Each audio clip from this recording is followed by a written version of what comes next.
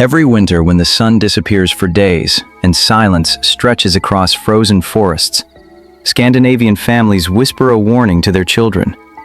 Do not wander outside on Yule night, because something ancient still walks when the darkness lasts too long. They say the spirits do not sleep during the longest nights of the year.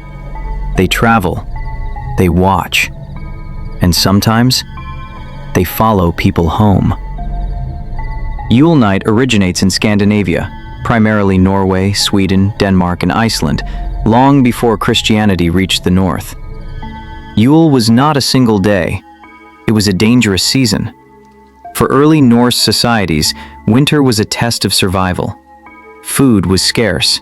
Sunlight nearly vanished. Death was common. And during this time, people believed the boundary between the living and the dead weakened. Yule marked the winter solstice, the longest night of the year, a time when the sun died and was slowly reborn.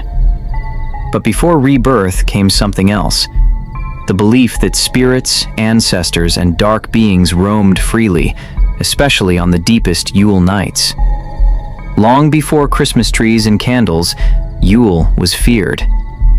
Ancient Norse texts describe a phenomenon called the Wild Hunt, a ghostly procession of the dead led by Odin himself, riding through the night sky. Villagers believed that if you saw the hunt, your fate was sealed. Doors were locked, windows were covered. Children were forbidden to look outside after dark. People left food offerings, not for guests, but for spirits. Failure to do so invited sickness, madness, or death. Some legends describe Draugr, the restless dead, rising from burial mounds during Yule. Others speak of house spirits turning violent if disrespected. Yule was not festive, it was survival through ritual. And every family had at least one story of someone who ignored the warnings. In December of 1897, in a remote Norwegian village near the forests of Telemark, a young man named Erik Halvorsen disappeared on Yule night. Erik was 23, a farmhand, known for mocking old beliefs. That winter, snowfall was heavy. The nights were endless.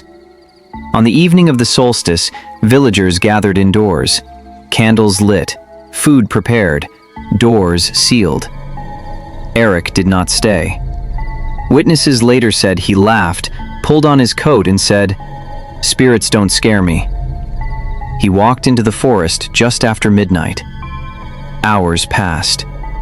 Then screams echoed across the snow. By morning, Erik was gone. Search parties followed his footprints deep into the woods until they stopped abruptly, as if he had been lifted straight up. No struggle, no tracks leading away. Only disturbed snow and deep claw-like marks on nearby trees. Days later, children claimed they heard footsteps circling the village at night. Slow, dragging, too heavy to be human.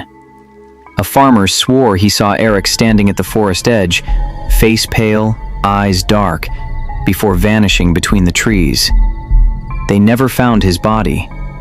But that winter, livestock were found mutilated, and villagers claimed something knocked on doors during Yule nights. 3 slow knocks before silence returned.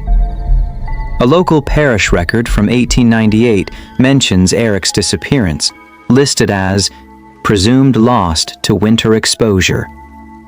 But a personal diary recovered from the village priest tells a different story. He wrote, "The people believe Erik walks still. They leave food for him. I fear they are not wrong." Similar reports appear across Scandinavia throughout the 18th and 19th centuries. Missing individuals during Yule nights, unexplained sounds, and sightings of familiar faces long after death. Police reports often dismissed them as hypothermia or animal attacks. The locals did not. On the final Yule night of that winter, the village experienced something they never spoke of openly again. Candles extinguished simultaneously.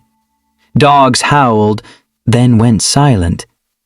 Footsteps moved through the snow, dozens of them, circling every home.